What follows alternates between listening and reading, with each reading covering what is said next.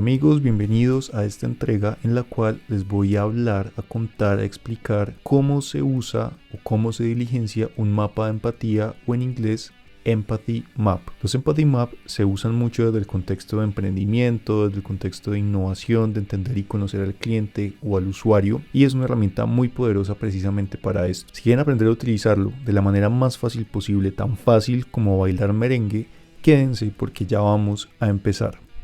Entonces, en este video les voy a mostrar cómo se hace el mapa de empatía, un poco de para qué funciona, para qué sirve. Les voy a poner a disposición también algunas plantillas para que las puedan utilizar y empecemos. Entonces, ¿cómo hacer un mapa de empatía? Para empezar, tenemos que decir que un mapa de empatía es una herramienta que nos permite aterrizar los conocimientos o el entendimiento de un cliente o un usuario, quién es, qué hace, qué ve, qué escucha, entre otros.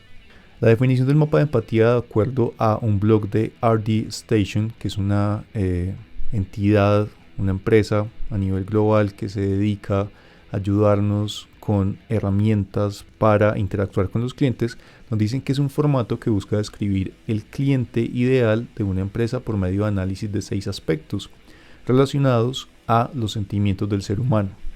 Y yo diría acá que no es únicamente hablar del cliente ideal, sino también hablar del cliente con el que nos encontramos en el día a día. Puede ser realizado a partir de preguntas que ayudan a entender, a conocer, a entender o conocer el cliente y cómo relacionarse con él. No únicamente a partir de preguntas, sino también lo podríamos entrevistar para saber qué piensa o siente, qué ve, qué dice, qué hace, qué oye, qué esfuerzos lleva a cabo y qué resultados quiere obtener. Este es un formato que se usa mucho y con las preguntas que están ahí planteadas, yo lo que hice fue una adaptación, una adecuación para que les quede a ustedes mucho más fácil, más aplicable, que lo vamos a ver al final. Este es el formato como tal, estos son los cuestionamientos que se hacen normalmente, hacia arriba está el que piensa o que siente, entonces ahí la idea es que se documenta lo que realmente importa, principales preocupaciones, inquietudes o aspiraciones. Luego a la derecha, a mi derecha, encontramos el que ve, frente a entorno, amigos, oferta del mercado. El que oye es qué dicen sus amigos, lo que dice el jefe, lo que dicen las personas influyentes para él y también qué medios escucha podría ir ahí.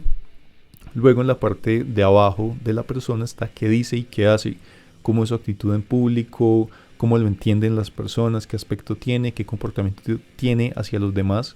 Luego en la parte inferior a la izquierda está esfuerzos, qué miedos, frustraciones u obstáculos tienen y resultados es qué deseos, necesidades o medidas del éxito u obstáculos se encuentra esta persona en el camino.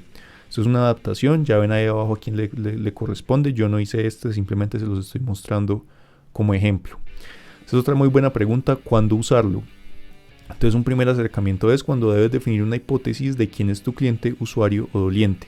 Cuando digo quién es tu hipótesis está muy conectado con lo que nos decían de RD Station cuando nos hablaban del cliente ideal. Entonces yo me imagino que mi cliente escucha esto, hace esto, siente esto, me imagino que sus dolores son estos y estos. Es algo muy hipotético.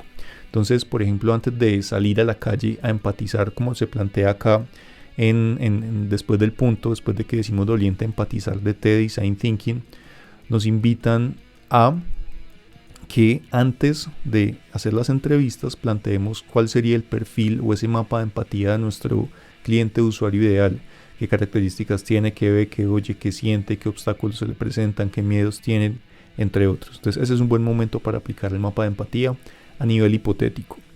Y en el lienzo de modelo de negocios también para definir segmento de clientes y propuesta de valor es importante aplicarlo porque nos ayuda a hacer un planteamiento hipotético de quién es nuestro usuario.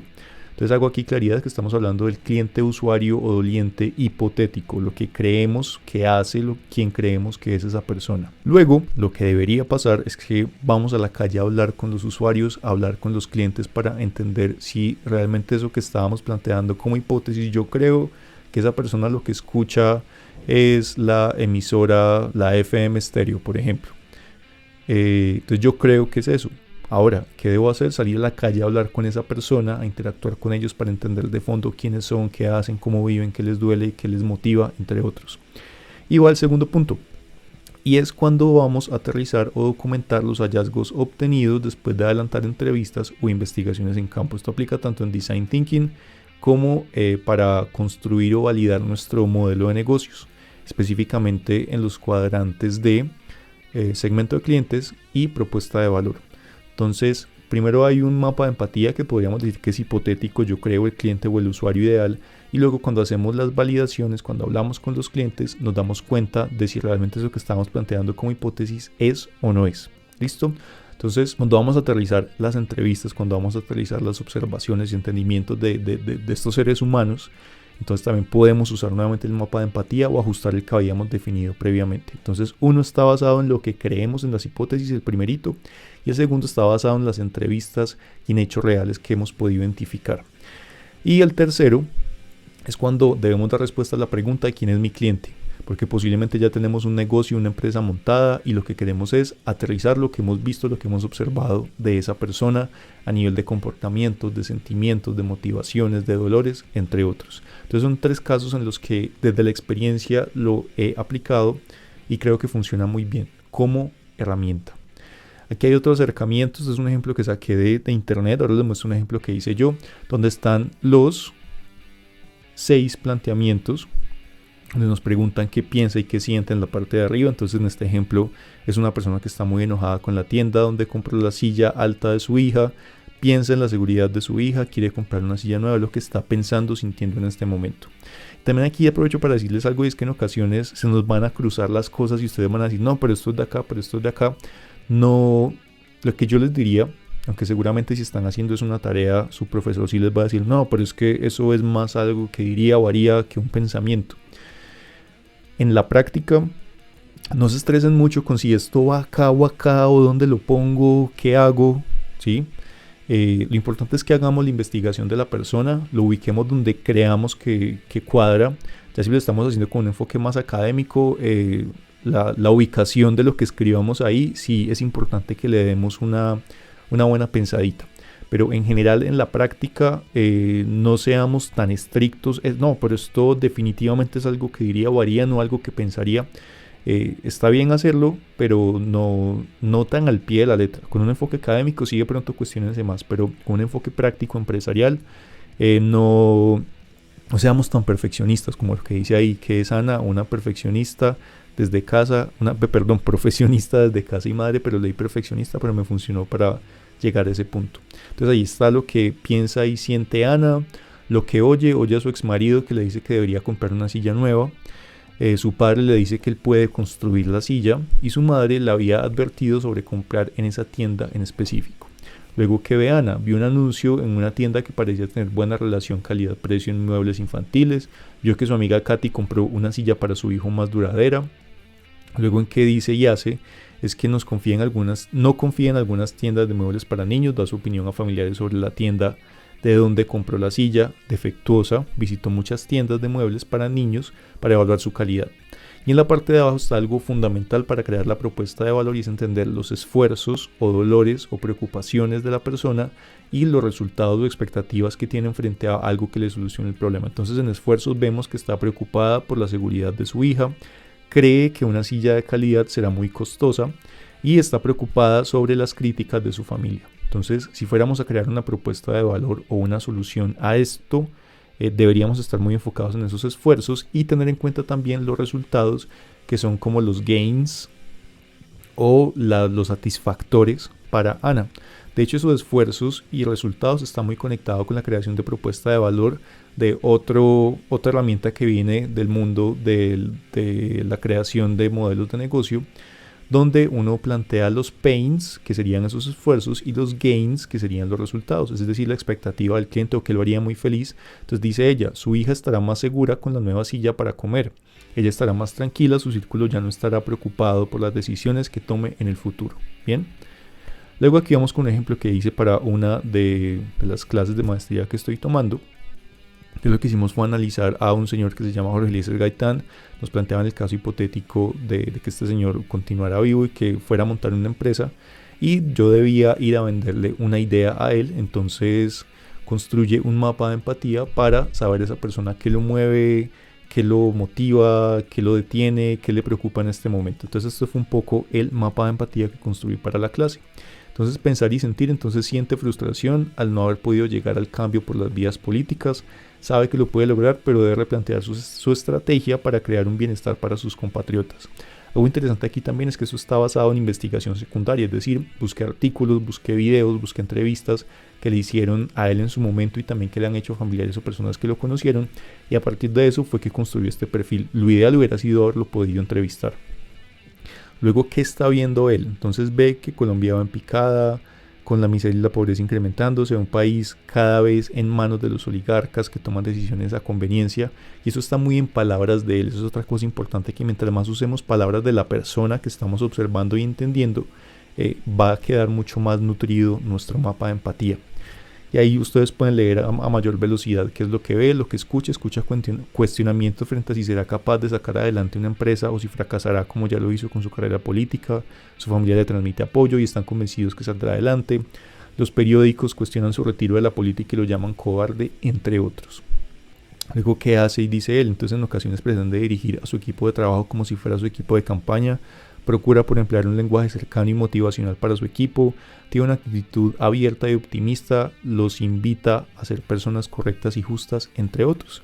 Y lo de mayor valor estaría en la parte de abajo. Bueno, mayor valor no, sino que lo que nos ayudaría a construir una propuesta de valor o una solución para él estaría en la parte de abajo frente a los dolores y en el ganar, es decir, en los pains y en los gains. Ese mapa de propuesta de valor creo que se llama, es que se me olvidó el nombre específico de cómo es que se llama. Entonces, en dolor lo que planteamos son sus temores, sus dificultades. Entonces, su mayor temor es no aportarle a una Colombia más digna. Su mayor obstáculo es la manera como la política y la economía van de la mano. Tiene miedo a fracasar de nuevo, tiene miedo a que sus habilidades como líder no sean suficientes para ser gerente de esta hipotética empresa. Y en el ganar está lo que lo motiva. Entonces, lo que realmente quiere alcanzar es el cambio en el modelo político y social del país, y ahora su estrategia consiste en alcanzarlo por las vías económicas. Reconoce que los empresarios son los que realmente lideran la nación. Entonces, miren que aquí está en gran medida lo que él piensa y sienta, lo que está viendo, que está sucediendo en su entorno, lo que escucha, lo que le dicen, los medios que escucha también, quiénes son influyentes para él, lo que dice y hace, es decir, lo que le vende a su entorno, lo que piensa y siente, lo que lo preocupa abajo y lo que quisiera alcanzar a futuro. Y esta es la plantilla que les voy a compartir. Si quieren saber cómo accederla, pues deben mirar la descripción de este video para que la puedan descargar. Esta es la que les voy a compartir, va a quedar en formato editable para ustedes.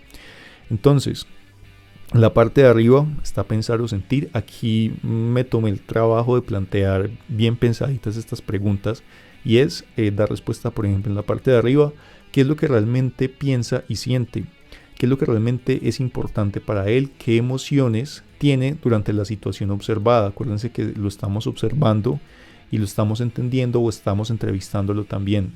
¿Qué es lo que lo mueve? ¿Qué le puede quitar el sueño? Es lo que va arriba. Luego abajo en decir hacer, preguntamos qué es lo que hace y dice, cómo se comporta en público, cómo se comporta cuando debe resolver la situación de nuestro interés, porque si lo estamos haciendo como emprendedores, posiblemente queremos ver cómo reacciona o cómo se comporta esa persona en determinada situación, y esa situación es la que yo quiero resolver con mi producto, servicio, experiencia, entre otros. ¿Cómo es su actitud? ¿Cuál sería una frase que lo define? ¿Qué le dice a los demás cuando se enfrenta a la situación de interés? Y si hay coherencia entre lo que dice, hace, piensa y siente, es decir, coherencia con los otros 3 cuadrantes que están acá. Permítanme un momento, hago una cosa. Listo. Luego está oír, qué dicen las personas y los medios que le importan con respecto a la situación de interés, qué es lo que supone que dicen sus amigos, qué le influencia realmente y de qué modo, y qué medios de comunicación le influencian, qué escucha, por ejemplo. En ver está qué es lo que ve en su entorno, qué lo rodea, quiénes son sus amigos, a qué tipo de mensajes está expuesto diariamente, qué problemas se encuentra. Y vamos a la parte de abajo, que es como les venía diciendo, es la que genera mucho valor para esa creación de la propuesta de valor, que es la parte céntrica dentro del lienzo de modelo de negocios o Canvas. Entonces, en el dolor, en la parte de abajo, es qué le duele con respecto a la situación, cuáles son sus mayores frustraciones, qué obstáculos existen entre él y aquello que quiere alcanzar, qué riesgos tiene miedo a correr y cuáles son las consecuencias de no resolver la situación. Y a la derecha están ese ganar, esos gains, o esas expectativas o motivaciones. Entonces aquí a la derecha las preguntas son qué es lo que realmente necesita o quiere alcanzar, cuáles serían los beneficios de resolver la situación, sería muy feliz si sucede esto, y cómo mide el éxito. Aquí otra cosa importantísima, ven que hay muchas preguntas por cada cuadrante, no deben resolverlas todas, sino aquellas que les hagan más sentido a ustedes o aquellas en las cuales tengan posiblemente más argumentación. Generalmente esto se resuelve con un parrafito de cada componente, como lo vimos en el ejemplo que les mostraba. Y como les decía, si quieren la presentación, es fundamental que le den me gusta al video, se suscriban al canal, digan, oye, gracias, quiero la presentación, pero la información para accederla la van a encontrar en la descripción de este video. Bien, entonces eso es todo por hoy y les agradecería mucho si le dan me gusta al video nuevamente. Si ya le dieron antes, no lo hagan otra vez. Se suscriban al canal, si no lo han hecho, háganlo por favor, y que vuelvan seguido porque voy a estar subiendo mucho más contenido de este estilo. También les cuento que ya tengo cuenta en Facebook e Instagram para que me sigan allá, donde voy a estar compartiendo más contenido de interés para todos ustedes. Y hasta la próxima. Bye.